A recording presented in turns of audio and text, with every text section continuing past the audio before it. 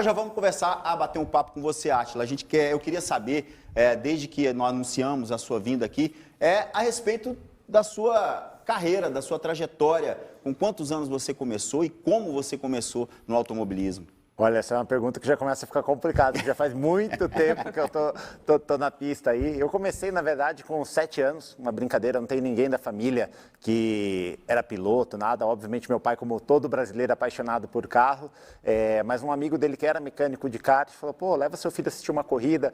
Ele me levou, eu gostei, meu pai me colocou numa escolinha e eu comecei no esporte, mas, na verdade, meu pai me colocou muito mais no esporte pela situação de tentar me moldar como um cidadão, de aprender a ganhar, perder, respeitar o próximo, né? Porque eu acho que o esporte também te afasta das drogas, te afasta de muita coisa ruim e sempre me deixou muita vontade, se quiser continuar ou não. Para azar dele, eu gostei muito de corrida e quis seguir carreira, né? Então, desde molequinho, na época dos kart, deixava de ir na festa dos amigos, tal, para me dedicar ao automobilismo. Então, eu comecei no kart, aí tive passagem por diversas categorias, né? E, obviamente, foi ficando um pouco mais sério. Eu fui ganhando alguns títulos, fui campeão paulista, campeão da Copa do Brasil, ganhei 2 vezes brasileiro.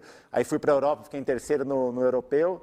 Aí eu já fui morar lá, né? Com 15 anos eu fui morar sozinho na Alemanha. Aí fui nos carros de monopostos, disputei lá com o Vettel, com o Hamilton, enfim. Foi vice-campeão, incluve, Foi né? vice-campeão, o Vettel foi, Vettel, né? era 20 corridas no ano, eu subi 15 no pódio, ele subiu aos 20, né? Eu fiz meu papel, mas ele fez um pouquinho melhor. E aí depois eu fui contratado pela Mercedes para desenvolver os motores de Fórmula 3. Então, assim, tive uma carreira, e aí eu acho que o ápice mesmo foi que eu acabei ficando muito alto, né? Geralmente, os outros pilotos, se vêm aqui, passam aqui, vocês veem que tudo é menor, mais baixinho. Eu fiz tratamento para parar de crescer, porque eu tenho 1,90 m, eu ia ter 2,04 m, e aí nem de Fórmula Truck eu ia andar, né? Nem de Fórmula Truck eu ia conseguir andar com essa altura. Mas então fiz esse tratamento, consegui parar com 1,90 m, que para os carros de monoposto Fórmula 1 é muito ruim por causa do centro de gravidade e tudo mais, mas na Stock Car eu consigo ser competitivo, né? E atrapalha um pouco ainda a altura? Por exemplo, o Massa, ele é pequenininho, você está um Massa porque e você... Existe uma diferença no tempo ou não? Existe, na verdade, assim, quanto o piloto mais alto ou mais baixo, o piloto mais alto, ele tem um centro de gravidade mais alto do carro. O que é isso, para quem não conhece? É como você pegar um carro de rua e fazer uma curva e você andar de ônibus. O ônibus ele tem um centro de gravidade mais alto, o peso está mais para cima. Então, quando ele vai fazer a curva, ele tende a tombar. Óbvio que eu estou exagerando aqui, mas a proporção é mais ou menos essa daí.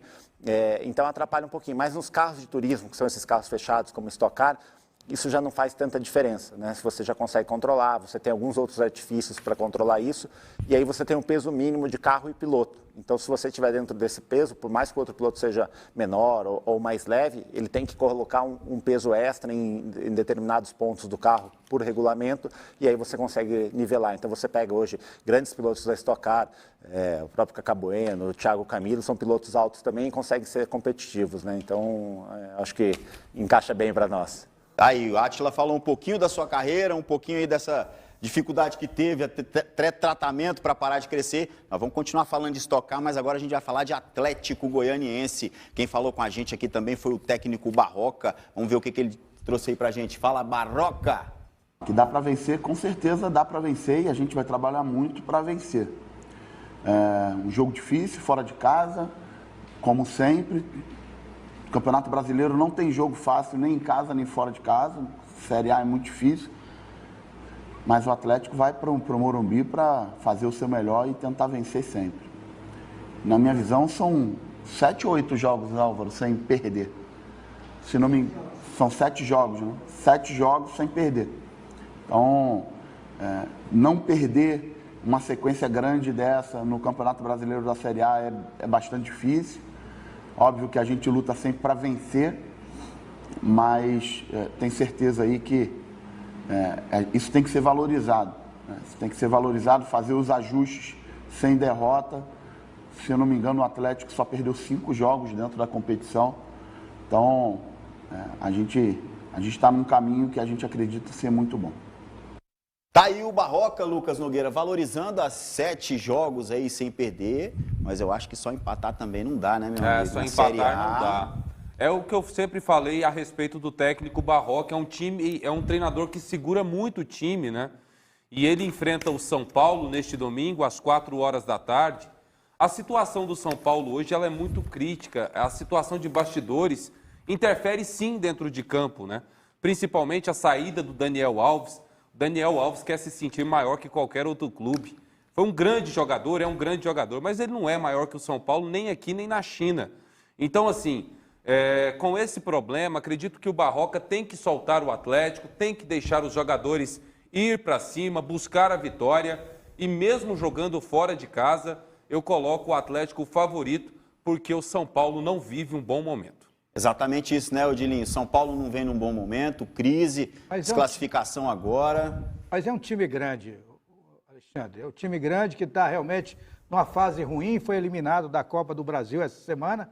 O time está ferido, precisa dessa vitória. O São Paulo, se perder o jogo para o Atlético, ele pode cair na zona de rebaixamento. Então, já imaginou o time do São Paulo, que já ficou na zona de rebaixamento, voltar para a zona de rebaixamento novamente? Vai ser muito complicado. Acho que, me parece que o Zé Roberto não vai jogar, né? Não, o Zé Roberto está fora, né? Nem o João Paulo. Então, são dois grandes jogadores que o Atlético, duas grandes ausências que o Atlético não vai poder contar nesse jogo com o São Paulo. Eu não apontaria, na minha opinião, não aponto o Atlético como favorito, não. Vai ser um jogo complicado para o Atlético. O empate seria muito bom lá no Morumbi, porque também não é fácil ganhar do São Paulo lá no estádio do Morumbi, que essa meninada não. O time do São Paulo não está bem no Campeonato Brasileiro, essa posição ruim, mas também, assim, o time do Atlético não é essa sumidade também, não. Tá aqui o Átila. Pergunta pro Átila, que ele assiste esse jogo. Eu já acho que o Barroca deveria entrar com os reservas. Porque você vai jogando assim, são 7 jogos sem perder, né? Perde um. Não. E aí, assim, o time pode estar desgastado, pode começar a ter lesão. Então, talvez seja a hora de poupar um pouquinho os jogadores, né? E aí vai voltar no próximo. Será que ele vai escutar o Átila? O Átila é São Paulino. É estratégia. Ele precisa... Sabe quando você tem que dar um passo para trás para dar 2 para frente? Ele precisa recuar agora para o time ganhar fôlego e ele continuar ganhando. Aí Barroca falou quem tem experiência em estratégia, viu? Quem sabe? Ei, Lucas Nogueira. O Átila, uma pergunta a respeito do autódromo de Goiânia, né? Todo mundo elogia o autódromo. Eu queria saber, assim, a sua experiência pelos demais autódromos do Brasil, qual é a diferença e quais são as vantagens de correr em Goiânia? Olha, eu gosto muito aqui de correr em Goiânia. Primeiro, assim, quando eu estreiei na Stock Car, Goiânia, o autódromo não estava parado, estava largado. E aí, eu já dentro da Stock Car, voltou, o autódromo passou por uma reforma e ficou entre os principais. Eu digo que talvez só esteja atrás de Interlagos, literalmente, mas eu prefiro a pista, o traçado de Goiânia em relação a Interlagos, né? Mas obviamente Interlagos por receber Fórmula 1 e tudo mais. Mas é uma pista segura, você tem área de escape, você tem uma visão para o pessoal que fica ali no morro de quase toda a pista, é difícil você ter isso no autódromo. O ambiente da cidade é muito legal, né? Porque obviamente a gente vem para cá, mas à noite você sai jantar, então aqui tem os barzinhos, enfim, é um ambiente gostoso. E a torcida que a gente está sentindo falta, obviamente, da pandemia, que daqui a pouco vai estar novamente com a gente dentro do autódromo, faz toda a diferença. Então, o autódromo aqui é muito bom. O asfalto ele vai ficando um pouco velho, que é normal, né? Então, daqui a pouco vai ter que passar por um recapeamento, mas a situação é igual para todo mundo, né? Então, quando a gente chega aqui para competir, o asfalto ele está na mesma condição para todos, tudo. Então, assim, eu só tenho que fazer elogios ao autódromo daqui, está entre os principais. Não é à toa que a Stock Car acaba fazendo o mesmo número de corridas de São Paulo, aqui em Goiânia também, porque acaba sendo uma praça muito importante. Vão ser 2 provas, 2 corridas em um final de semana. Uma sábado, no anel externo, e uma domingo, ou é o contrário? Ao contrário. Né? Na verdade, é a primeira vez que isso acontece na história, né? A gente tem, por causa da pandemia, geralmente a Stock Car faz em 12 finais de semana. A gente mudou para 10, em 2 finais de semana a gente tem rodadas duplas, e aqui é um deles. Então, no sábado, que amanhã a gente acaba fazendo 2 corridas no circuito misto, que é o circuito completo, e no domingo, a gente, até para gerar uma outra dinâmica, outra tomada de tempo, a gente faz no anel externo, né? Então, não são todas as pistas que permitem isso, mas como Goiânia permite, vai ser a primeira vez na história que isso acontece dentro do mesmo final de semana, e vai trazer uma dificuldade muito grande para equipes e pilotos, para você se adaptar. Você teve um treino hoje de 30 minutos, amanhã a tomada de tempo e corrida, aí no domingo você faz uma outra tomada de tempo com outro, um outro setup, né? Porque as pessoas podem falar, pô, mas é o mesmo circuito, você faz a mesma curva, mas o carro para o seu anel externo, ele anda de lado, é como oval, né? Então você tem para ele fazer mais curva para um lado, porque ele só tem curva para a direita. Você tem que fazer um carro para andar mais de reta, automaticamente ele freia um pouco pior, ele tem menos eficiência na frenagem para andar mais de reta. Então, assim, é totalmente um novo conceito. Então, não necessariamente quem ganhar amanhã vai ganhar no domingo também. E tudo isso muda também, troca de pneus, estratégia, é totalmente diferente, né? Isso, porque você tem 2 corridas e quando acaba a primeira, você tem a inversão dos 10 primeiros, né? Quem chega em 10º, larga em primeiro na corrida 2, então você tem essa troca e aí você tem que, na verdade, às vezes nem ganhar as corridas é o melhor cenário, porque você tem que somar o maior número de pontos, né? É um campeonato de pontos corridos. Então você vai fazendo a estratégia para ver como que você consegue coletar os pontos, obviamente virando a sua performance, mas também marcando os adversários. Exatamente isso que eu ia te perguntar. Não existe, então, uma tomada de tempo para a corrida 2? Não.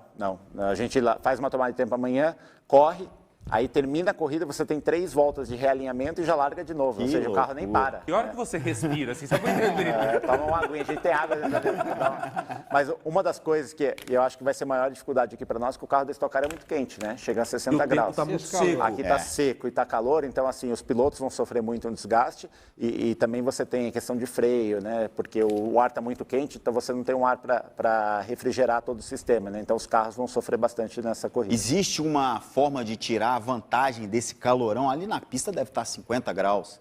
Existe uma forma de extrair uma vantagem desse calor todo ou é só desvantagem? Quem tem vantagem é quem está largando em primeiro na frente, pegando o arzinho limpo, né? Quem vem atrás ali, vem, seja o que Deus quiser, né? Tem que vir tentando pegar vácuo e obviamente você pega menos ar, tem menos refrigeração. Então o primeiro sempre acaba tendo vantagem. O negócio é fazer a pole, largar e ir embora.